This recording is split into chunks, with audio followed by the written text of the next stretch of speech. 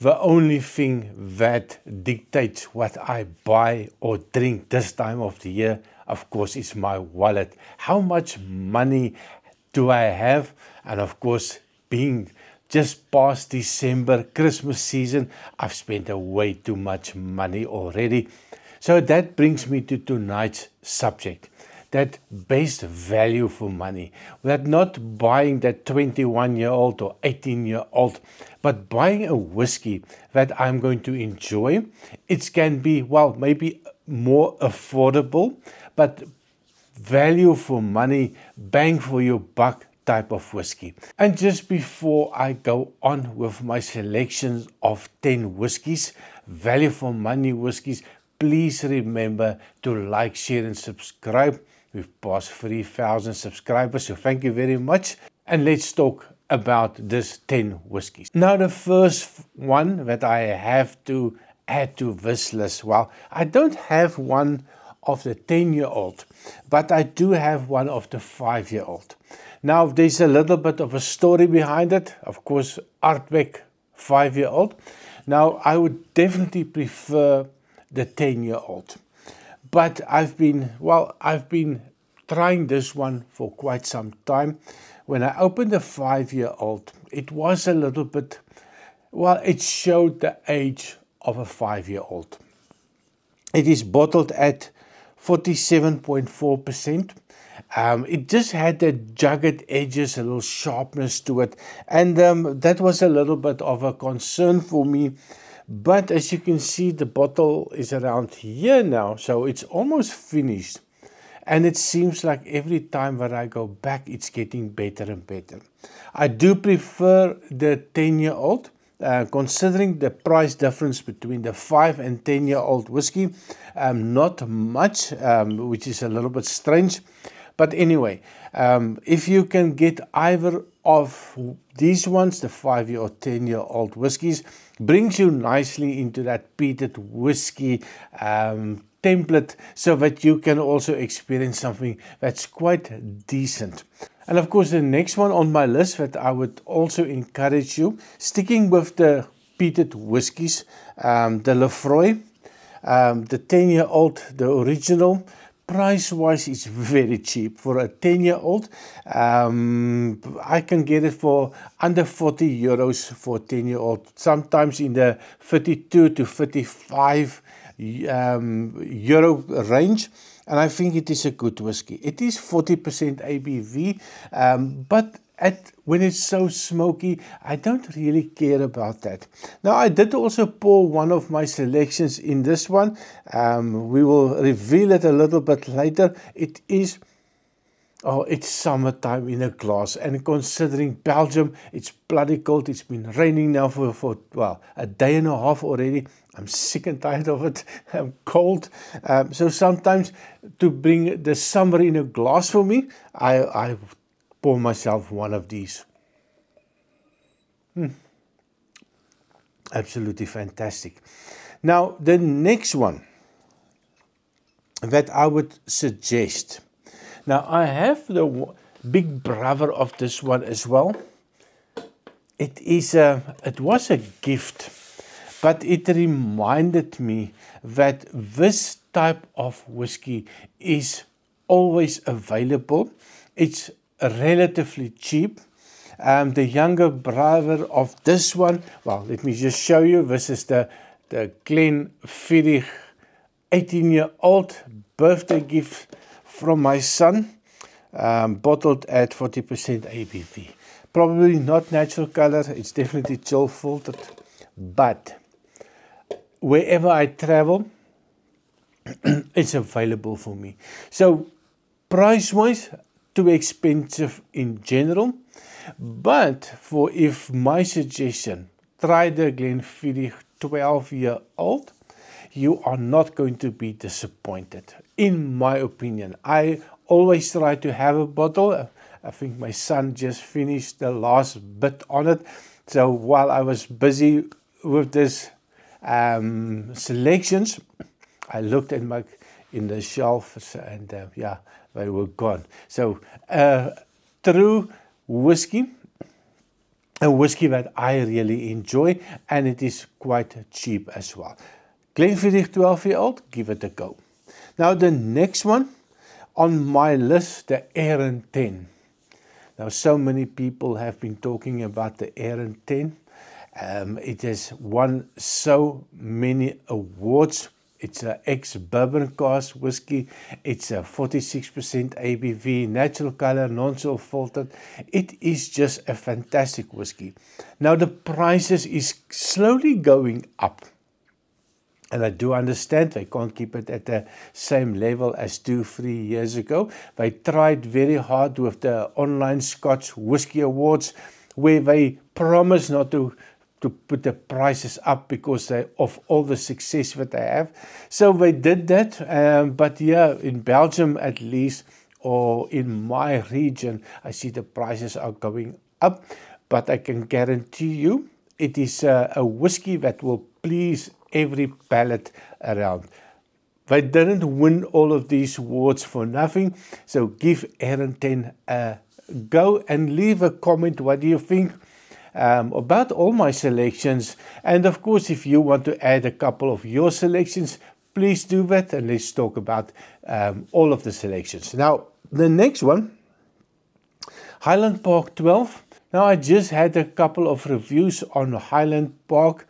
It's also one of those Highland Parks ever that is on my wish list for 2026. Now, I did a video on my wish list. I'll put a link somewhere so that you can go look at the whiskies that I would really like to buy this year. And of course, Highland Park Heather is one of those whiskies. But tonight we are talking about the Common Garden Variety 12-year-old. You can walk in any pub, any shop, you're going to get a Highland Park. If you are traveling like myself, every duty-free shop will have all of the Highland Parks available, 16, but tonight it's all about the 12-year-old. So definitely something that I can recommend you try if the budget is a little bit tight this year. The next one, Talisker, that is the Talisker 10-year-old. You can also maybe look a little bit higher, but for me the Talisker is lovely. It's a nicer, it's a friendlier type of peated whiskey for me. It is a whiskey that I enjoy along with my 12-year-old Lefroy, the travel exclusive Lefroy with the 46% ABV, natural color, non-chill filtered. But this one for me feels a little bit friendlier for me. So definitely something that I would tell people, give it a go. If you like the peated whiskies, you want to dip your toes into something a little bit briny, a little bit salty, a little bit sweet, a little bit of a lemony note, definitely something that you would enjoy. The next one on the list, and this is something that I tried a good couple of years ago. I bought it when I was visiting Bosnia and Herzegovina, and I walked into the small little shop there in Sarajevo, and I saw one of these bottles, and of course I had to buy it. It was a bloody good price as well. I think it has been standing there for quite some time. The Abelauer 12-year-old. This is a lovely double cask matured whiskey. It is bottled at 40% ABV. There's probably some color added to it. But you know what? Sometimes forget about the chill filtration, non-chill filter, chill filter, the color added, E150A. Just forget about it. Don't look at the label. Try it, get a sample somewhere, try it before you buy it, forget about everything, and you buy it, and you try it, and you like it, then you know. We don't care about all of those things. I know I can rant about all of these things as well, but in the end, if it tastes nice, you like it, then forget about everything. Buy it and don't care about what other people think. Your money, you buy, you drink it the way that you like. Abelauer, nice little sherry monster indeed. The next one on my list, we're looking at Glenmorangie. 12-year-old, And price-wise, well, depend on where you buy it. It can be maybe 40 to 50 euros for this one. I saw at some prices much cheaper, but yeah, shop around to make sure that you find the right price before you're going to buy that. It is a nice floral type of whiskey. There's a little citrus note in that whiskey. There's a little bit of vanilla. There's a little bit of a peach note. Absolutely fantastic. A whiskey that you can just sit, and you can also add a little soda water or soda stream and a little sparkling water just to do a little bit of a highball. Not that expensive. You can add some water. You can do whatever you want with this whiskey, and I really enjoy it every time that I fly, especially in Istanbul. Always a Glenmorangie there, and it's hot, it's humid, and I sit in that lounge and I think to myself, I need to cool down a little, but Glenmorangie, definitely the one for me. The next one on the list, second last, number 8, is going to be a Bunnahabhain 12 years old. Now, Bunnahabhain, unpeated, it is a sherry monster. Now, if you're going to buy the cheaper one, the one at 46% ABV, natural color, non-chill filter. If you want to spend more, you can go for the 12-year-old cask strength. I think I have it here somewhere. I don't know where I put this one. If you get that one, my word, it is absolutely fantastic. That is a true sherry monster of a whiskey. Thick, viscous, sweet, dates, figs, all of those lovely things, dark chocolate note, extremely high ABV, cask strength. So, but it is a little bit expensive. Now you can also get most of that flavors in the normal 12-year-old, considering some people will dial down and water down that cask strength whiskey anyway. So have a look at that 12-year-old Bunnahabhain. Now I did pour myself some time ago this one.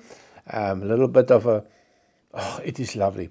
That little lemony note, vanilla notes, fruity notes.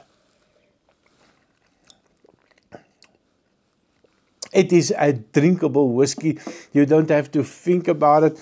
It is just a lovely whiskey.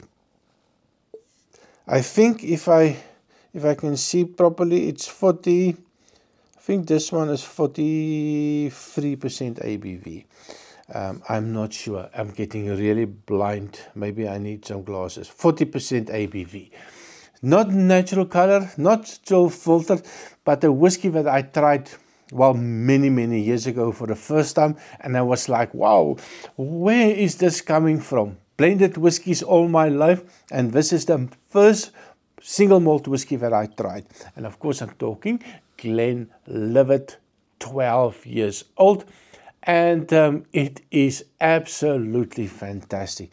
This is something that I keep on going back, especially if you want to add a little soda water, if you want to drink it neat, a little bit of ice. It is just a drinkable whiskey, a cheaper whiskey, a whiskey that I really enjoy, especially in summertime, when you just want to cool down a little bit. I don't care what the effect of ice is going to be. It is drinkable whiskey, and it's something that my son also really enjoyed. It is a friendly whiskey. So that, my dear friends, is all the 10 whiskies that I would recommend as a best value whiskey. Not maybe a big budget whiskey, but it is in between a budget whiskey or real bottom of the barrel whiskey and maybe to the well, the 46-48% whiskies, that best whiskey awards that you get. Oswald, please go support them as well. This is a whiskey that I would recommend for everybody, even the well-seasoned drinker and the beginner. This is the whiskey that I would recommend. So please leave a comment. Let me know what you think. Add your list of whiskies that you think is the best value whiskey for 2026. Encourage other people to what sees this, read your comment, encourage them to maybe have a pick in your category as well. So thank you very much, and I see you next time, and a happy new year. Cheers.